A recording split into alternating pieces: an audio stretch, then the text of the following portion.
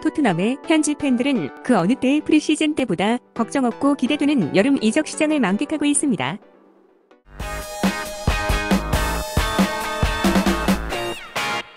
여름 이적 시장이 시작된 지 아직 얼마 되지 않았음에도 토트넘은 벌써 3번의 오피셜을 띄웠습니다.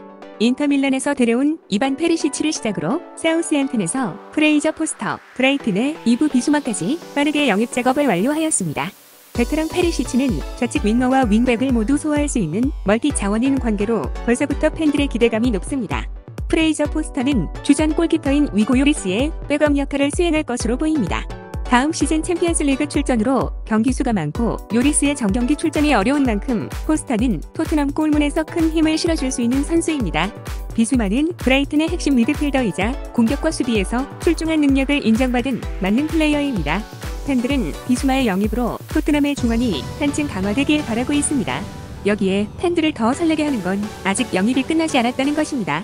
잉글랜드의 차세대 기대주인 제크 스펜스의 영입이 거의 완료 단계에 이르렀고 재영입을 검토 중인 크리스티안 에릭슨을 포함해 얼마 전 대한민국 대표팀과의 친선 경기에 나선 브라질 국가대표인 히샬리송과 아스날과 영입 전쟁을 벌이고 있는 가브리엘 제수스까지 다양한 물밑 영입 작전을 진행 중입니다. 또한 각종 언론에서 거론하고 있는 에반 은디카, 알렉산드로 바스토니, 파우 토레스 등 이번 토트넘의 여름 이적 시장은 더 뜨겁고 불꽃을 튀길 예정입니다. 외부 영입에 속도를 내는 가운데서도 내부 단속 또한 확실하게 하고 있습니다.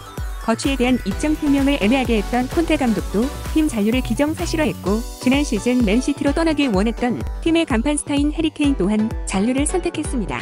잠시 리버풀 이적 루머가 돌았던 득점왕 손흥민도 토트넘에서의 다음 시즌을 준비하고 있고 로메로, 호이비에르, 쿨루셉스키 등 지난 시즌 팀의 주전들도 팀에 남게 되었습니다. 이제 콘테 감독의 방출 리스트 자원들만 잘 정리된다면 빠른 시간 내에 또 다른 스타 영입을 볼 수 있게 될 것입니다. 이렇게 여름 이적 시장에서 활발한 모습을 보여줄 수 있는 이유는 바로 구단의 전폭적인 지원이 한몫을 차지했습니다. 항상 다른 빅클럽들에 비해 인색한 투자를 했던 토트넘 경영진은 이번 이적 시장에서만 2,377억 원을 지원할 것으로 알려졌습니다. 이는 지난 시즌 막판 대반전을 이뤄내면서 아스날을 제치고 챔피언스리그 티켓을 따낸 효과라고 볼 수 있습니다.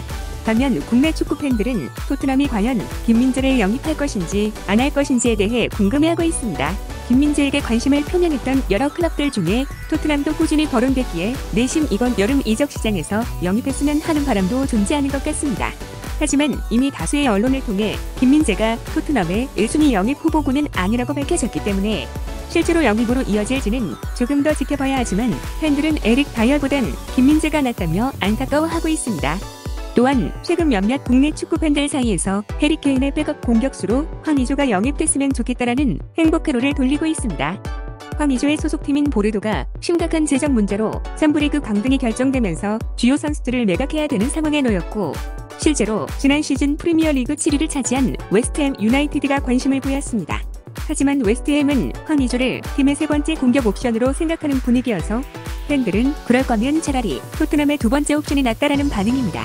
그러나 황의조 영입은 김민재의 영입보다도 더 현실성이 떨어지는 것이 사실입니다. 월드컵을 앞둔 시점에서 주전으로 뛸 수 없는 팀으로의 이적은 선수 본인이나 대한민국 대표팀 양쪽 모두에게 치명타일 수 있습니다. 하지만 김민재와 황의조가 손흥민과 함께 같은 팀에서 활약하는 모습을 상상하는 것만으로도 국내 축구 팬들에겐 즐거운 행복회로가 아닐까 생각이 듭니다.